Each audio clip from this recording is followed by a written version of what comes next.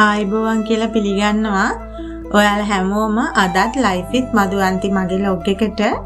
ඉතින් මට හිතුණා අද මම දවල්ට හදන බිත්තර රෙසිපි එක ඔයාලත් එක්ක ෂෙයා කරගන්න ඕනේ කියලා. ඉතින් මේක මම බිත්තර හදන එක විදිහක්.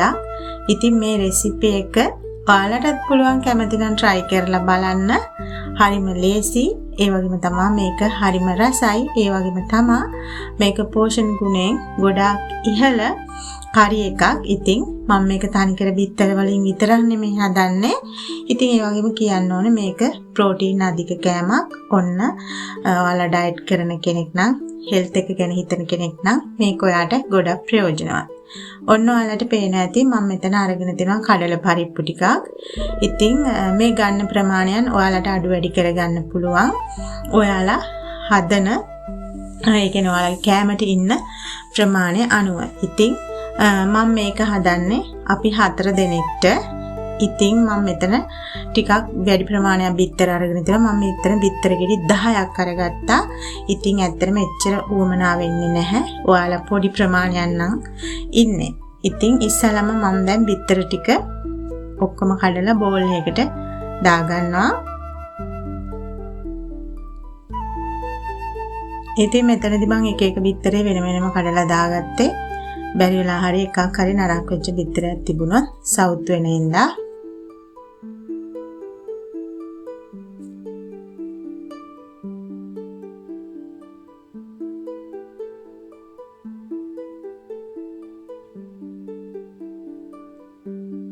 ඉතින් මෙතනදී කියන්න ඕනේ ඔයාලා දැක්කනේ මම ඉස්සෙල්ලා කඩල පරිප්පු අරන් තියෙනවා. ඒක පෙඟෙන්න දාලා ගන්නවා නම් ගොඩක් හොඳයි. අඩුම විනාඩි 20ක්වත් පෙඟෙන්න තියන්න. දැන් ওই විදිහට ඔක්කොම බිත්තර ටික අපි හොඳට බීට් කර ගන්න ඕනේ.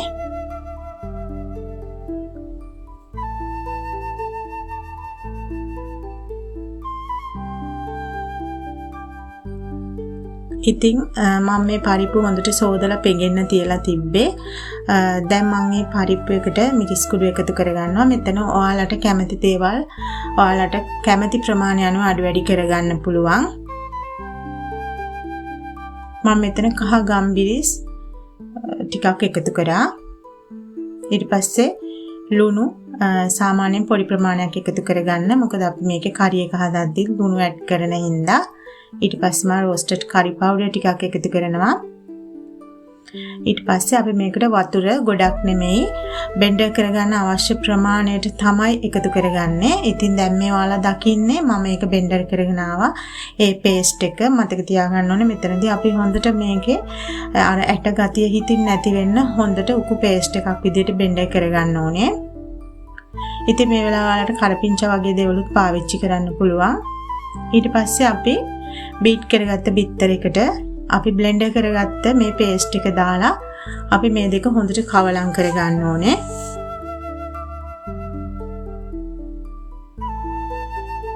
මතක තියාගන්න ඕනේ වතුර වැඩි ප්‍රමාණයක් එකතු කරගන්නේ නැහැ අපි මේකට. මොකද එහෙම වුණොත් අපිට මේක ස්ටීම් කරගන්න වැඩි වෙලාවක් යනවා. ඉතින් ওই විදිහට අපි ওই දෙක හොඳට මික්ස් කරගන්නවා. මේ වෙලාවේ පොඩ්ඩක් ලුණු බලන්න. ලුණු මදි නම් මේ වෙලාවේ අපිට පුළුවන් ලුණු ටිකක් ඇඩ් කරගන්න. ඉතින් දැන් ඔයාලා දකින්නේ මම බටර් ටිකක් ගාගත්තා මේ ස්ටීම් කරන්න. මම මේ යූස් කරන්නේ කේක් ට්‍රේ එකක්. ඉතින් අපි බටර් හරි තෙල් හරි අනිවාර්යෙන් මේකේ ගාන්න ඕනේ. දැන් මම ওই ටික රැපින් පේපර් එකකින් ඔතලා මම මේක දැන් ස්ටීම් කරගන්න තමයි යන්නේ.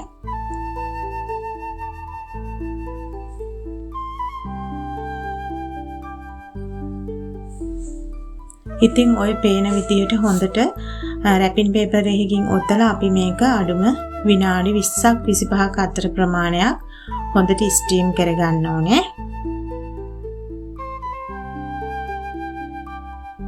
ඉතින් මම මේ වෙලාවේ භාජනයක් ලිපේ තියලා තිබ්බේ. ඔන්න මම දැන් ඒක ස්ටීම් වෙන්න තිබ්බා.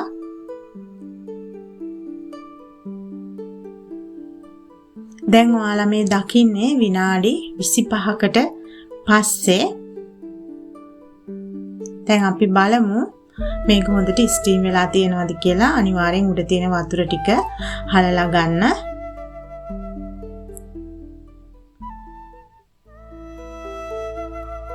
ඉතින් මම මේක මේ රස්නේ පිටින්ම තමයි ගත්තේ.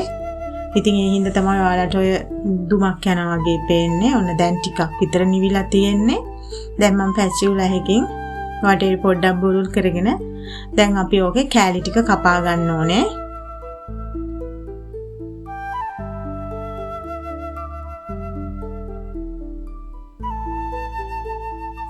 ඔන්න දැන් ඔයාලට පේනවා ඇති මම ඒක කටින් බෝඩ් එක උඩටම දාගත්තා. දැන් ඔයාලට අවශ්‍ය ප්‍රමාණයට කෑලි කපා ගන්න පුළුවන්. මම මේක ටිකක් ලොකු කෑලි වලට තමයි කපා ගන්නෙ.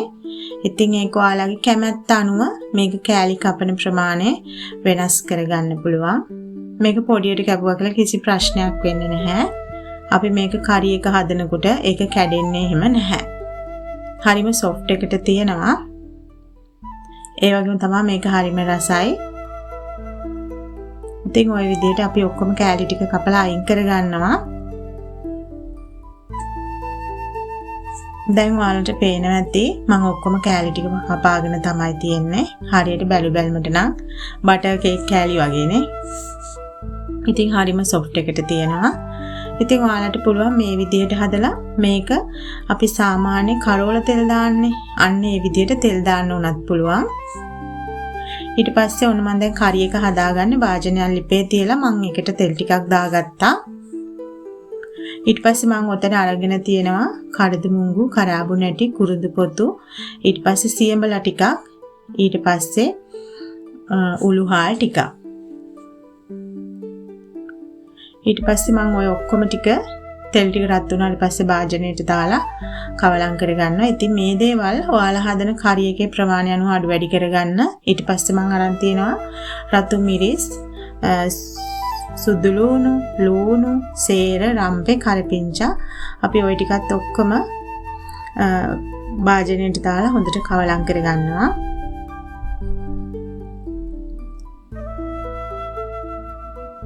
ඊට පස්සේ මම ඔය එකතු කළේ ගම්බිරිස් කුඩු, ඊට පස්සේ කරි පවුඩර්, මිරිස් කුඩු,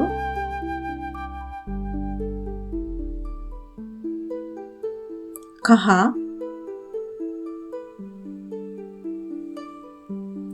ඊට පස්සේ රස අනුව ලුණු.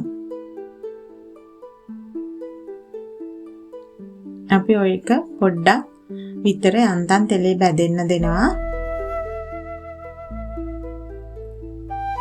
ඊට පස්සේ මම දැන් එකතු කරගන්නේ පොල් කිරි. ඉතින් කියන්න ඕනේ මෙතනදී සාමාන්‍යයෙන් ගොඩාක් උකුත් නැති, දියත් නැති පොල් කිරි තමයි මම මෙතන එකතු කරගන්නේ. ඉතින් මම මෙතන ග්‍රේවි එක ගොඩාක් හදාගන්නේ නැති හින්දා මම සාමාන්‍ය ප්‍රමාණයක් පොල් කිරි එකතු කළේ. ඒක ඉතින් තමන් හදන ප්‍රමාණය අනුව කැමැත්ත අනුව වෙනස් වෙනවා.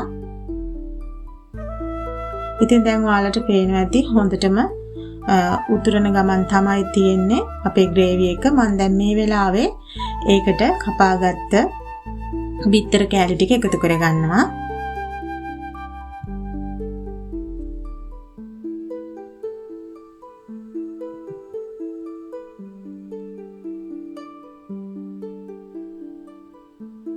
ඉතින් කියන්න ඕනේ මේක ගොඩාක් වෙලා ලිප උඩ තියලා ඔයාලා උයා ගන්න අවශ්‍ය නැහැ. මොකද අපි බිත්තර ඊට පස්සේ කඩල පරිප්පු මේ මික්ස් එක අපි හොඳට ස්ටීම් කරලා ගත්තේ. ඉතින් දැන් ඔයාලට පේනවා ඇති හොඳට උතුරනවා. අපිට පුළුවන් මේ වෙලාවේ ලුණු බලලා ලුණු මදි නම් ලුණු අවශ්‍ය ප්‍රමාණයට දාගෙන ලිප උඩ ටික වෙලාවක් තියලා ලිප ඕෆ් කරගන්න පුළුවන්. ඇත්තට මේක හරිම රසයි. ඒ වගේම තමයි හරිම සොෆ්ට්. ඉතින් ඔයාලටත් පුළුවන් මේක try කරලා බලන්න. ඉතින් ඔයාලා මේ දැන් දකින්නේ මං හදාගත්ත බිත්තර ඒ වගේම කඩල පරිප්පු මිශ්‍ර මගේ බිත්තර රෙසිපි එක. ඉතින් මේක හරිම රසයි. ඒ වගේම තමයි මේක ප්‍රෝටීන් බහුල රෙසිපි එකක්. ඉතින් ඔයාලටත් පුළුවන් මේක try කරලා බලන්න. එහෙනම් මේ වගේම රස මතකයක් අරගෙන ආයෙත් හම්බෙන බලාපොරොත්තුවෙන් ගිහිල්ලා එන්න. එහෙනම් පරිස්සමෙන් සතුටින් ඉන්න.